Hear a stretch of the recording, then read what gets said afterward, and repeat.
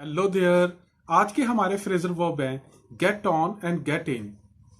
देखिए, get on या get in दोनों का मतलब ये है सवार होना।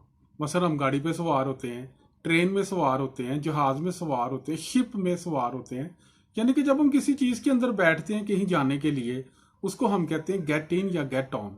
अब टेक्निकली फर्क जो है दोनों में वो ये है, गेट इन और गेट ऑन के अंदर, कि गेट इन ऐसी चीजों के लिए लगाएंगे जिनमें हम मूव नहीं कर सकते फ्रीली।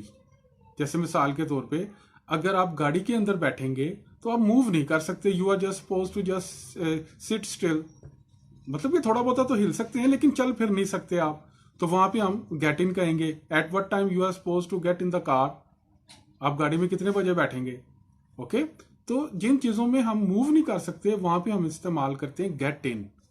और गेट ऑन भी सवार होने के लिए ही यूज होता है, लेकिन गेट ऑन ऐसी चीजों के लिए इस्तेमाल होगा जहां पे आप मूव कर सकते हैं। जैसे ट्रेन के अंदर आप चल फिर सकते हैं। शिप, समुद्री जहाज जो होता है, उसके अंदर आप मूव कर सकते हैं। एरोप्लेन के अंदर आप मूव कर सकते हैं। तो whenever you are suppose to travel by train, by aeroplane और by ship, you use get on. ठीक है ना? At what time you are suppose to get on the train and what time you are supposed to get out of the train।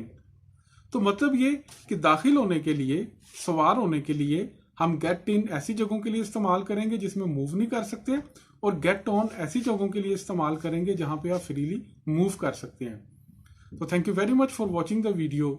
इंशाल्लाह ताला next video में new topic के साथ फिर हाजिर होंगे। तब तक के लिए अल्लाह ने के